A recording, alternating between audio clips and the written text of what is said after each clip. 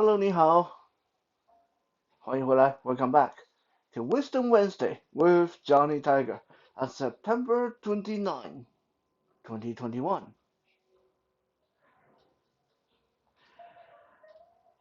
A while ago, I read that cat is quickly becoming the most popular uh, pet in the world.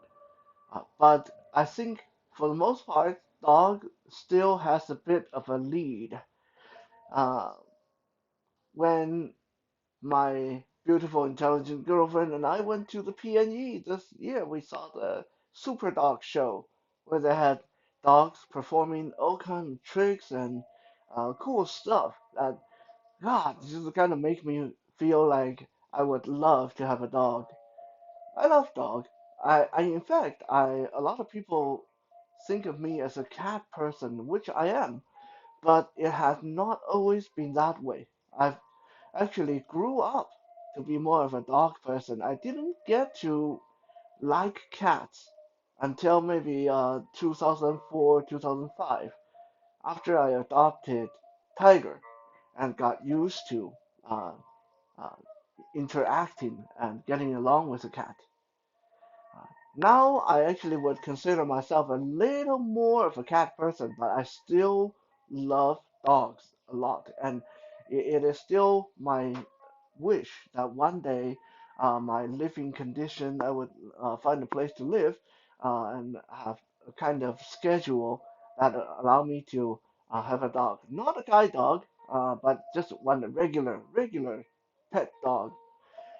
Uh, my thoughts on guide dog. We're not going to go into it today, but um, I believe I mentioned it in the past. It's not really something that I feel that I need in my life. In Mandarin, dog is very important in Chinese culture. It is one of the 12 zodiacs, one of the pinnacle symbols for loyalty and security and hunting. Dogs in Mandarin is go, like Go, like when you say you want to go somewhere, you just say it with a lower tone, go. And if you want to say, a lot of kids will say go, means puppy dog. Uh, it has that kind of a cute intonation to it. However, Chinese people have had a bit of a bad rep when it comes to dogs. A lot of people seem to feel that Chinese people don't like dogs, that Chinese people eat dogs, that Chinese people do not care for dogs, and Chinese people think dogs are dirty, and so on and so on and so on. And for a big part of that, people are not wrong, but this has not always been the case. How did dog fall out of favor with Chinese people and how did it fall back in favor with Chinese people? There's a bit of sad, shameful, humiliating modern Chinese history that we are going to look at today. And this will go from the point of view of one of the most popular, most famous, most uh, uh, demanded Chinese dog breed in the world, the cute and fuzzy Pekingese dog. Now, if you have not seen the Pekingese dogs, they are super cute. They're kind of a small breed, about the size of a toy poodle, I believe. And they have flat faces, floppy ears, and a big mane of fur around their neck, and curly cute tails. They're just like the most adorable little thing that you can see. Um, Nowadays you have they come in many different colors: black, white, tan. But the original Pekingese dog were always brownish, tanned color. That's the most purebred Pekingese dog. And Chinese people have had a long history loving and taking care of Pekingese dog.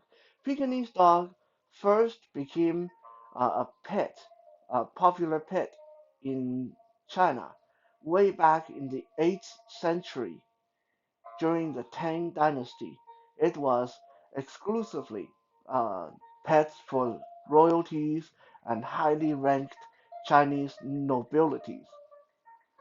And gradually, more and more commoners, of course, first the very rich, very wealthy, very influential people started acquiring Pekingese dogs, and poor people wanted pets too. So poor people they couldn't afford Pekingese dogs, so they would have other dogs. So you see, back in 8th centuries and for thousands of years, Chinese people loved dogs. I mean, it makes sense because Chinese people has always been a farming community, and dogs, in addition to being really cute, they can be trained to look out for pests on the farm. If wolves or snakes and raccoons and other pesky animals are trying to disturb your livestock, dogs was your first line of defense. So Chinese people loved dogs once upon a time, and Pekingese dog was the alpha, was the most highly valued of them all.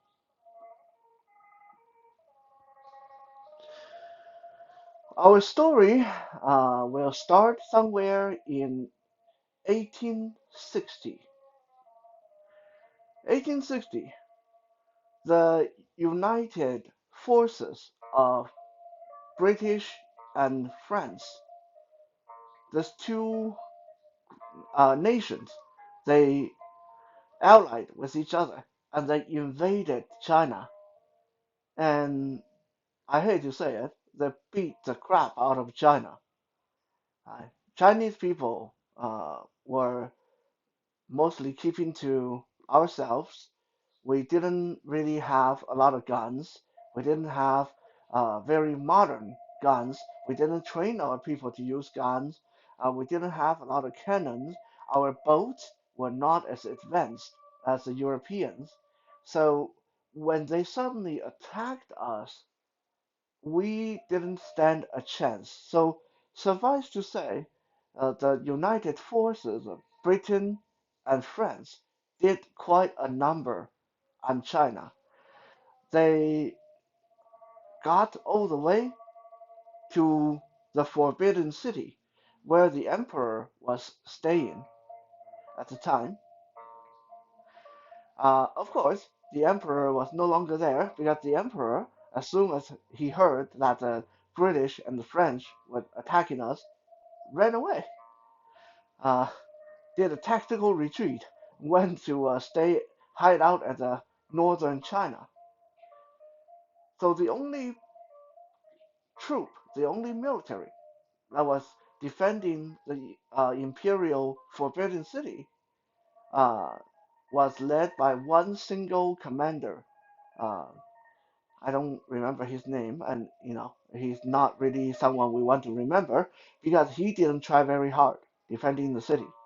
He basically traded a few shots with the British and the French, and then he retreated. He ran away too. He knew it was hopeless, so he didn't stay and fight. He ran away, leaving the imperial city open to be looted by the French and the British. The French and the British entered the imperial city, raping, looting, slaughtering people as they go. As they got to the inner city, just about to getting into the palace, there was a little segue here, which is actually worth mentioning. Just as the army, the soldiers of the French and the British got to the palace gate, they were stopped in their track by a small forces of eunuch braves. What were the eunuch braves? Well, we have to backtrack a little bit to talk about the eunuchs. Although those of you who watch Game of Thrones know what eunuchs were about, but there are a lot of people who don't know what eunuchs were about. You see, uh, during the entire imperial rule in Chinese history, so when there were palace and emperor, and as we all know, emperors had a lot of wives and concubines. So because they needed to keep the bloodline pure, so they could know that if a concubine or a queen became pregnant, it was a child of the emperor. To leave no doubt to that, any male who wanted to work in the palace have to be castrated. They have to go through a little painful surgery to make sure that they cannot breed with anybody, and they became the eunuchs. Now, every year, there's thousands of people applying to become eunuchs because for a lot of poor people, this was the only way for them to make a good living to feed their family. And to them, it was worth it. If it all it takes is to have your junk cut off, yeah, and then you can start receiving the royal salary. A lot of them went for that. So out of all the people who applied to go chopsy, they would pick some of the most strong, the most muscular, the ones that knew martial art, the ones that are very athletic, and they put them in a separate category and called the eunuch braves. Eunuch braves were tasked with palace security. In another word, they were the emperor's own secret services. These super badass eunuchs. Now, eunuchs, of course, they don't have balls, but these eunuch braves holding the palace gate, not letting the British and French enter, showed that they had more balls than anybody else. There were only 20 of them. They held the entire uh, army at bay for quite a bit of time. Not overly long. I mean, there was only 20 of them, and there were thousands of British and French people there, and they had guns. These eunuchs had nothing but arrows and spears. But when you consider that 20 of them held the gate and was able to stop the army in its track for a little bit of time, well, that was really impressive. I think that was the most impressive achievement by anybody through that whole conflict.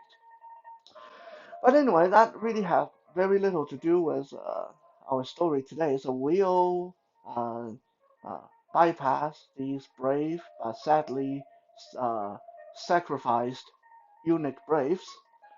So the British and French killed them and stormed the palace.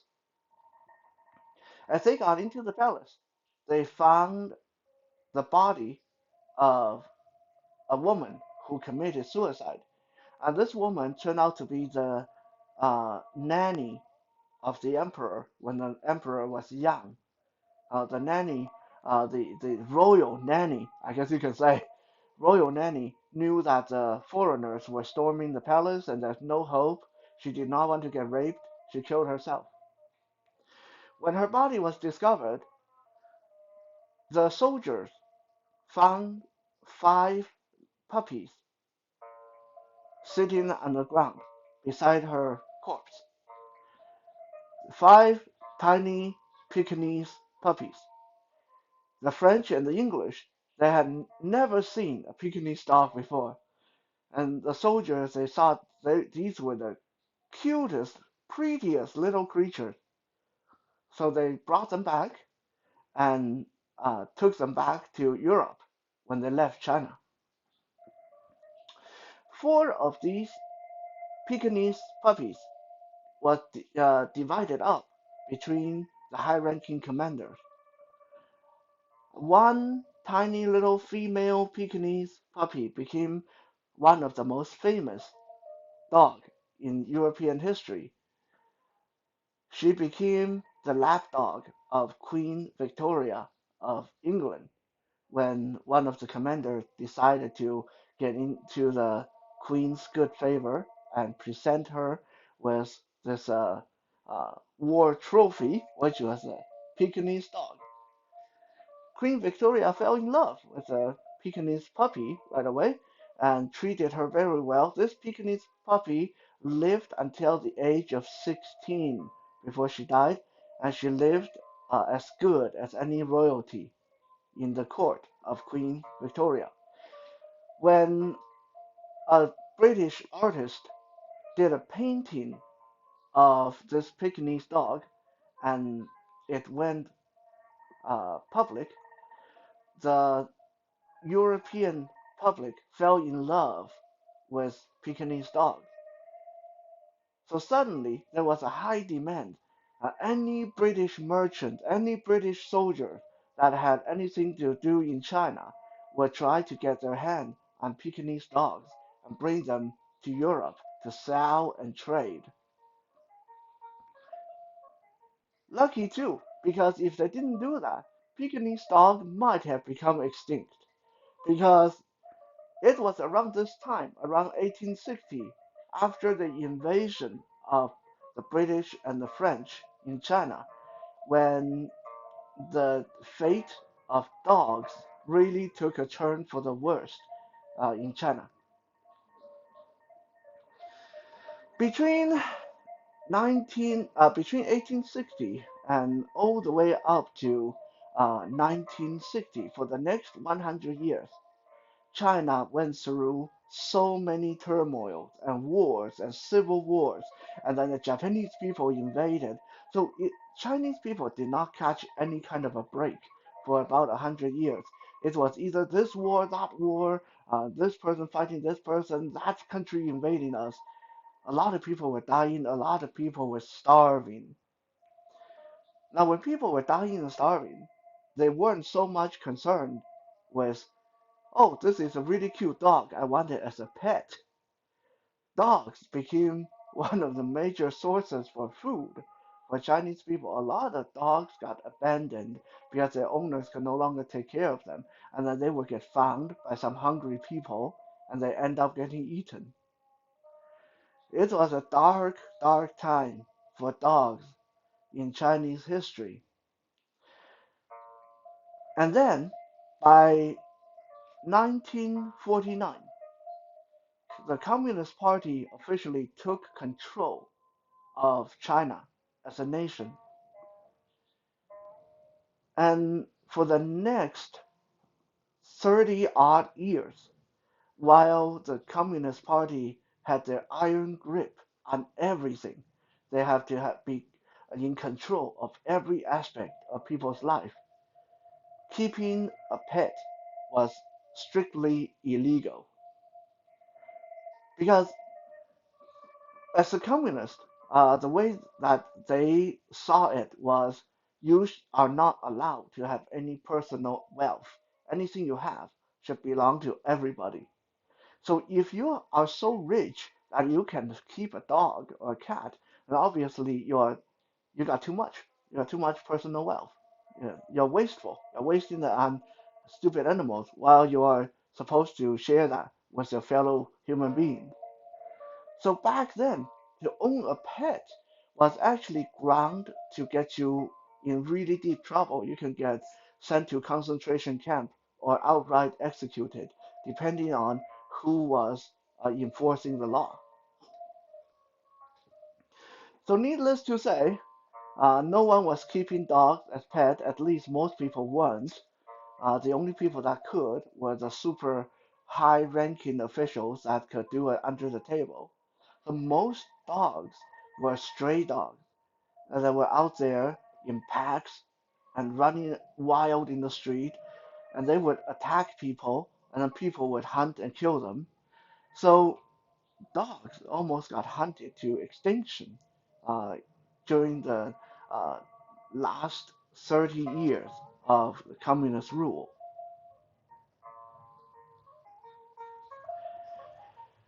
It wasn't until about 1985 to 1990s when the Communist Party started to relax their hold on people and started to promote free trade, free thoughts, freedom of personal wealth, that we start to see a resurgence of Chinese people keeping pets. And one of the major uh, achievement, one of the big heroes of bringing pets back into the spotlight and bringing pet hospital into existence was a little Chinese girl and her cat. For years and years, because people were not allowed to keep pets, the only kind of hospital for animals were the livestock hospitals. These were hospitals, these were vets that treat large livestock, donkeys and mules and horses and cattle, things that people kept for trade, for food, for working the land, and stuff like that. In 1985, because things were becoming more modern, people use machines and vehicles to work the land. People no longer want to keep a buffalo or an ox or a horse. So large livestock started to fall out of favor with Chinese people, which resulted in livestock hospitals were closing. A lot of vets were starving. They weren't getting any business. The story goes that one evening, a group of vets uh, were sitting together and talking about what they should do. How are they going to afford to feed themselves and their family now that no one needs them to look at their cows and horses? Suddenly there was a knock on the door. There was a very richly dressed little girl and a few of her attendants, and they brought in a cat, a very sick cat. This little girl was the daughter of a very high ranking government official. That's how she was able to keep a pet when everyone else was not allowed to. As she was on her way to visit a relative when her cat suddenly came down sick. So she came to one of these livestock hospitals asking for them to cure her cat.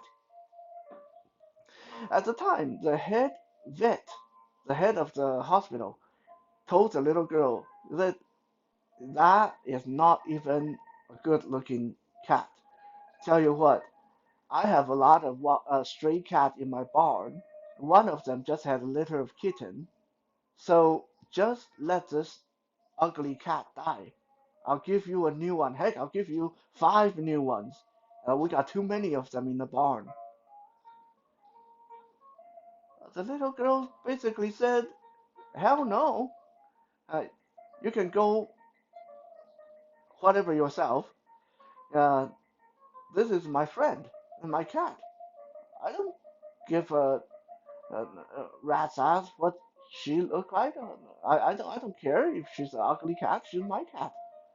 Yeah, I don't want your stupid cats. I don't want your stupid kitten. I want you to heal my cat, and I will give you however money. I'll give you the amount of money you would charge to heal a horse, to heal this cat. Long story short, the cat was healed, and the vet of the livestock hospital said, "Hey, maybe that's what we should do. No one's wanting us to look at horses and cows, but we can help these rich people keeping their dogs and cats alive." So that gave birth to China's first ever pet or animal hospital that was specialized in dogs and cats. And very soon after, when the restrictions were lifted and people were allowed to have personal wealth, more and more people started to have pets, and that kept the animal hospital very, very happy. Going back to the Pekingese dog, all this time, while dogs were having a rough time in China, the Pekingese dogs were enjoying a great time in Europe, being loved and adored by all the Europeans as a very exotic Chinese breed of dog. So after restrictions were lifted in China, a lot of merchants started to trade with uh, foreigners, Europeans, Russians. A lot of Chinese merchants would travel to Europe, and they would take with them whatever they have to trade. They would take with them uh, exotic stuff from China, and then they would come back with exotic stuff from Europe. One of these merchants came upon a Pekingese dog, and he was super excited because he thought Pekingese dog has gone extinct. He had not, they have not been seen in China for almost 100 years. So he brought Pekingese dog back to China, and well, needless to say, Pekingese dog went viral. Just to give you guys a little idea of how crazy Chinese people were about these Pekingese dogs that we all thought went extinct. When Pekingese dogs started flooding back into China, the average price of a Pekingese dog in China was $50,000. That's equivalent to $10,000 US. To put it in perspective, back then, uh, the average wages a person would make in China was $200 a month, equivalent to about $40 US. Okay? People were making $200 a month. Pekingese dog was selling for $50,000 each. The highest, the most expensive, the highest sale ever conducted that had a Pekingese dog involved was a pure white Pekingese dog in the early 90s that was sold for $200,000 in China, which was the equivalent of $50,000 US. In the last 30 years, from the 90s up to now, more and more Chinese people getting rich and wealthy, and more of them are starting to pay attention to wanting things, a little bit of luxury, a little bit of love, a little bit of companionship. So dogs and cats are quickly becoming super, super important to Chinese people. Animal hospitals and animal uh, spas and hotels, making a great living over there in Taiwan and China. So if you think that Chinese people don't like animals, that is not true. That is not true. Maybe in the last 100 years we had a little bit of an unfortunate history with pets because of war and very bad circumstances. But now that things are starting to calm down, uh, a lot of us do enjoy our little furry friends, and no, most of us do not eat them, although there are some places in China and other part of Asia where dogs and cats can still be served up as delicacies on the dinner table. And if this kitten is to annoy me too much, we never know. We might do one episode where I show you guys how to make cat stew. Anyway, uh, this is it for Wisdom Wednesday. We'll be back again tomorrow for Toy Thursday. For now, 谢谢 and 再见。